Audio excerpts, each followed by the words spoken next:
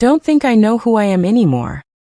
Those were the words Alina whispered to her reflection one rainy evening, staring at her hollow eyes in the bathroom mirror, while the man who claimed to love her paced in the hallway, angry again. She wasn't afraid of his fists. He never hit her. But there were other kinds of pain, quieter kinds that twisted your heart and turned your soul into ash. Alina Thomas had been a bright, spirited woman once. Born and raised in Austin, Texas, she was the kind of person who lit up a room with her laugh. A talented photographer, she had dreams of traveling the world and capturing humanity through her lens. She wanted her photos to tell stories of hope, resilience, and truth. Then she met him, Daniel Hart. Charming, successful, with deep brown eyes that promised safety and a love that seemed to burn just for her. At first, it was everything she thought love was supposed to be: midnight calls, flowers for no reason, long road trips with music blasting. He believed in her art, or at least said he did. He made her feel seen. But slowly, Daniel began tightening invisible threads around her life. It started with subtle things. Why do you always need to go out with your camera? Can't we just stay in? Then came the isolation. I don't like the way your friend Kayla talks to you. She's jealous of us. And the gaslighting. You're just being sensitive. I didn't mean it like that. Eventually, she stopped going out. Then she stopped shooting. She stopped laughing. She started shrinking. By the second year, Alina felt like a ghost of herself. She no longer recognized her own voice, always second-guessing her thoughts, walking on eggshells around Daniel's mood swings. When she brought up wanting to take on a photography job in another city, he exploded. You're choosing strangers over me? That's not love, Alina. You're being selfish. And the worst part? She believed him. For a while. But pain has a funny way of becoming clarity over time.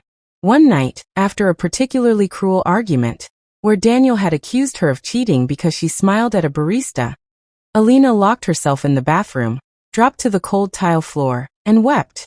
That's when she saw one of her old photographs on the wall. A little girl standing barefoot in a burning field, holding a dandelion to her chest. She remembered that day. It was in New Mexico. The town had been ravaged by wildfires, but the girl had insisted on picking a flower for her mother. That image had gone viral. It had made people cry. It had reminded Alina what courage looked like. And that night, something in her cracked open. She started writing letters to herself. Tiny truths she hid in books, drawers, and even inside her shoes. You're not crazy. You have a right to leave. Love doesn't hurt like this. You still have a voice. Over the next few weeks, she began planning. Quietly, carefully.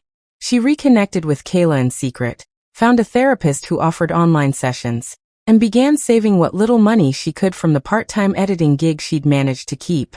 Leaving wasn't easy. Daniel wasn't physically abusive, but he was manipulative. Every time she pulled away, he'd turn tender again, reminding her of how things used to be. He cried. He promised therapy. He even bought her a new camera. But it was too late. The day she left, she didn't look back. She took one bag, her camera, and the photo of the barefoot girl. She checked into a women's shelter for 2 weeks before moving in with Kayla, who welcomed her like a sister who had been away at war. Healing was not a straight line. She had panic attacks in grocery stores. She doubted herself constantly. She hated herself for staying so long.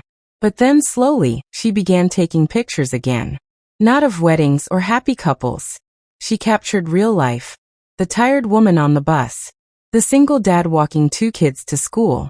The elderly couple holding hands in silence. Pain. Beauty. Resilience. Her first photo series post-Daniel was titled, Through Fire. She didn't name the woman in the photos, but the world saw her. A woman walking barefoot through ash. A woman standing at the edge of a cliff.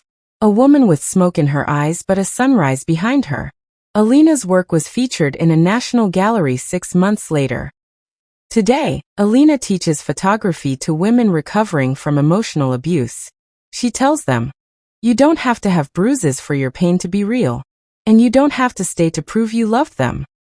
When asked if she still believes in love, she smiles. Yes. But now I know love should never make you disappear. There are some fires that destroy. But there are others that refine you. If you're walking through flames right now, know this: you're not alone, you're not weak, and you're not trapped. There is a way out. And on the other side, you might just find yourself again.